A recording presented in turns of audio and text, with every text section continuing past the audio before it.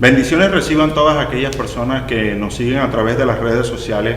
Les habla su amigo Froilán Villarreal, miembro activo de la comunidad familiar Altares de Adoración, sede de las Escuelas del Reino, acá en Maracaibo, Venezuela. Les enviamos un cordial saludo. En esta oportunidad vamos a estar hablando acerca de la parashá número 53, Ha'asinu, la cual significa escuchen. En esta parashá, Dios habla a través de Moisés, a través de este maravilloso cántico, que el pueblo se iba a pervertir a tal punto en que sería disperso por todas las naciones, que sería oprimido entre las naciones y que luego Él los recogería. Eso lo podemos ver poco a poco en que vamos estudiando este cántico. Vemos que Moisés inicia hablando que el cielo y la tierra serían sus testigos, que su doctrina iba a ser derramada como la lluvia cae sobre la hierba. Eso era lo que él buscaba a través de este cántico, que el pueblo pudiera recibir estas palabras que él estaba dando, como la lluvia recibe, como la hierba recibe la lluvia.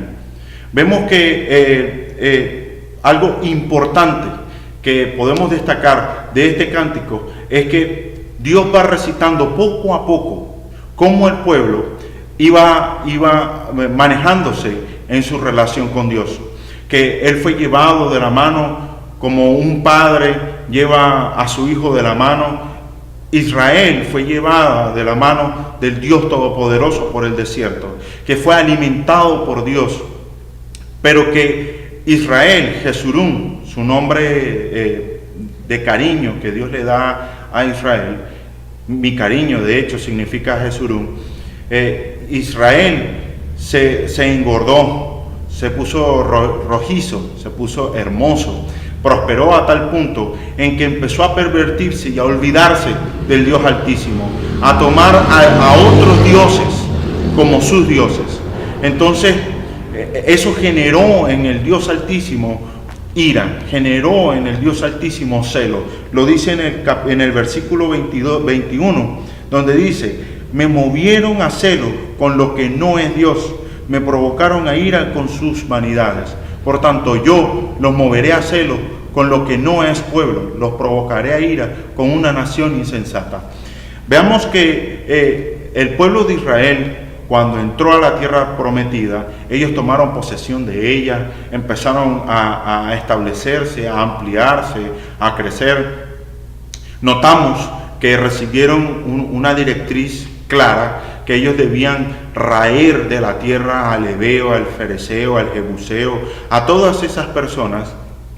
Y cuando ellos son introducidos en la tierra, que ellos toman posesión de ellas, no los destruyen del todo, sino que más bien crean alianza con esos pueblos, cosas que Dios había dicho, que no hicieran alianza con ellos. Cuando llega el momento de los jueces, que continúan los jueces estableciendo gobierno, dominio sobre Israel, ellos se pervierten, continúan haciendo lo malo delante de los ojos de Dios. Llaman al profeta Samuel y le dicen que ellos quieren también un rey como las demás naciones. Samuel le dice a Dios, ¿qué vamos a hacer con esto? Que el pueblo está pidiendo un rey. Y Dios le dice a Samuel: tranquilo, ellos no te están rechazando a ti, me están rechazando a mí. Y en relación al cántico, ¿qué tiene que ver todo esto? Y es que el cántico explica claramente todo este transcurrir de la historia de Israel, de nuestro pueblo, en su perversión. Lo voy a ir mencionando poco a poco para que lo veamos aquí explícito en este cántico. Cuando Israel se asentó, que ya estableció dominio, gobierno, y que tomaron a Saúl como rey, vemos que Saúl empezó a hacer lo malo delante de los ojos de Dios, no se apegó a las normas que debían tomar todos los reyes, sino que se apresuró a hacer lo que quería hacer. Dios desecha a Saúl, toma a David toma las riendas del reino y empieza a mejorar el reino. De tal manera de que dice la Escritura de que durante todo el reinado de David no hubo ningún enemigo que le hiciera frente. O sea, hubo quietud, hubo mucha paz en Israel. Pero cuando vemos que toma las riendas Salomón, su hijo, Salomón en el inicio de su reinado, él se manejó y se condujo de una manera correcta, acorde y consona a lo que la Escritura mencionaba. Pero a medida que fue ampliando su harén, fue ampliando la cantidad de mujeres que tenía. Dice la Escritura de que tuvo 1000 mujeres y que su corazón se apegó a ellas. Ellas lo empezaron a pervertir. Poco a poco empezaron a pervertir y Salomón estableció lugares altos a Acera, a Astarte, a Baal, a Moloch, a Quemos, a todos los dioses empezó a establecer lugares altos, lo cual encendió la ira del Dios Altísimo, lo que ahorita estaba leyendo, a tal punto en el que Dios envía a un profeta, levanta a un profeta y le dice de que el reino sería rasgado en su hijo. Roboam solamente iba a tener 2 tribus y Jeroboam, un principal de su ejército, se quedaría con las demás, con las 10 tribus restantes. Continuando con la historia, dice la Escritura que los demás reyes después de Salomón empezaron a hacer lo malo delante de los ojos de Dios, a tal punto de que el reino del norte, Israel, fue disperso entre todas las naciones, fue tomada por Asiria, fue sitiada por Asiria y fue llevada a Asiria cautiva y no se sabe más. La Escritura no habla más de ese reino del norte. Del reino del sur habla de que fue sitiado por Babilonia, fue llevado a cautivo, pero luego en el tiempo de Esdras y Nehemías volvió y reconstruyeron el templo, reconstruyeron la ciudad, reconstruyeron a Israel, lo que hoy conocemos como Israel, fue reconstruido por Judá. Ahora, mi pregunta es lo siguiente: ¿dónde quedaron las demás tribus o dónde quedaron las 10 restantes?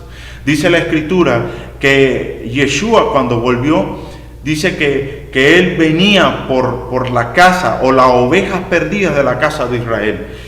Es decir, que Yeshua, la proclama de Yeshua era venir por esas 10 tribus dispersas entre todo el mundo.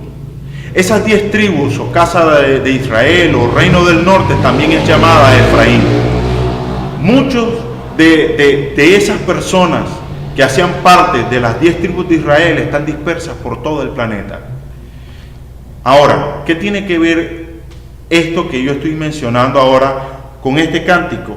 Y es que Dios, en esta porción que yo la leí, por tanto, yo los moveré a celos con lo que no es pueblo, lo provocaré a ira con una nación insensata. Está hablando de la casa de Efraín.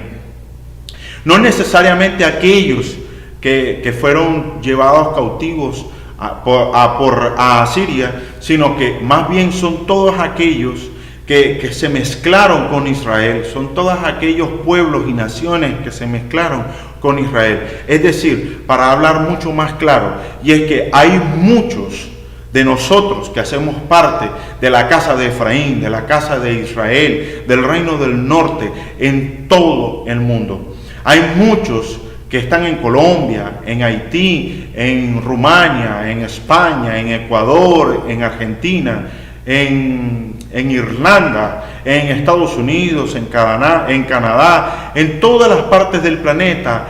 Hay efraínitas, hay personas que hacen parte de este pueblo, pero que no tienen la cultura de Israel. Es decir, aquellos que no son mi pueblo, de que no son pueblo, entre comillas, que no son pueblo, están moviendo a celos a aquellos que están en Israel. Es decir, hay un pueblo grande, inmenso, por todo el planeta, que Dios en un tiempo los va a reunir, como muy bien los profetas lo están proclamando, y lo proclamaron en las Escrituras. Dios los va a reunir para hacer una sola nación. Aparece aquí en este cántico lo que acabo de explicar. Muchos de ellos,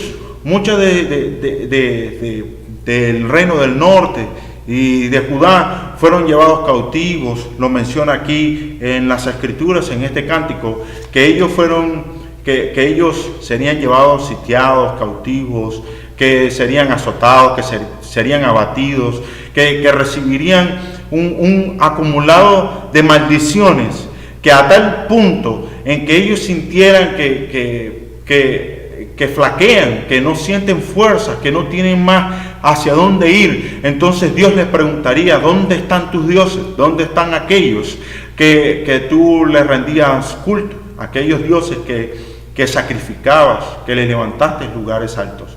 Entonces es para darte cuenta de que muchos de los ídolos que nosotros en una oportunidad teníamos, y algunos tienen, no pueden responderte, sino que más bien Dios es el único todopoderoso que debe estar en nuestro corazón.